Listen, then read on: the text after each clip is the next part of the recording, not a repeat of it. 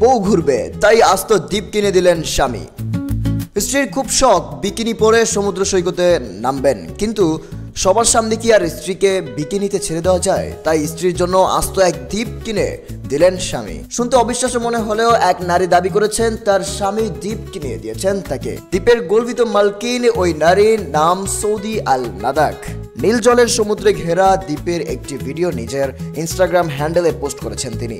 26 বছর বয়সী নাদাক ওই পোস্টে লিখেছেন, বিকিনি পরে গোসল করতে চেয়েছি, কোটিপতি স্বামী একটা দ্বীপই কিনে দিয়েছেন আমাকে। জন্মসূত্রে ব্রিটিশ নাগরিক নাদাক। দুবাইয়ের ব্যবসায়ী জামাল আল নাদাকের সঙ্গে বিয়ে হয়েছে তার। দুজনের সংসার 3 বছরের। দুবাইয়ে পড়াশোনা করতে গিয়ে পরিচয়, সেখান থেকেই প্রেম। 8 বছর প্রেমের পর বিয়ে করেন এই জুটি। এখন পুরুদ্বস্ত গৃহবধূ নাদাক, কিন্তু তার কোনো ইচ্ছাই অপূর্ণ রাখেননি জামান।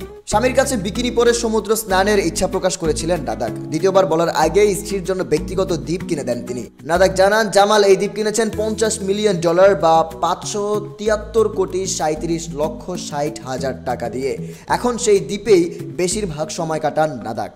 সামাজিক যোগাযোগ মাধ্যমেও বেশ সক্রিয় তিনি। এত দাম দিয়ে দ্বীপ কিনলেও সেটির অবস্থান কিন্তু জানাননি নাদাক। নিরাপত্তার কারণেই নাকি দ্বীপের অবস্থান গোপন রেখেছেন তিনি। তবে দ্বীপ এশিয়ায় অবস্থিত বলেও জানান তিনি। ওই দ্বীপেরই সমুদ্র পাড়ে কাটানো সময়ের একটি ভিডিও পোস্ট করেছেন নাদাক। ভাইরাল হয়ে যাওয়া ভিডিও দেখেছে 24 লাখেরও বেশি মানুষ। নাদাক দ্বীপ কেনার দাবি করলেও এর সত্যতা নিশ্চিত করা যায়নি।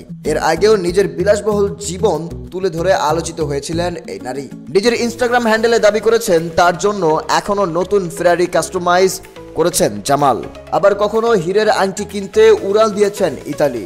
লাখ টাকা খরচ করে গিয়েছেন ডেটিংয়ে।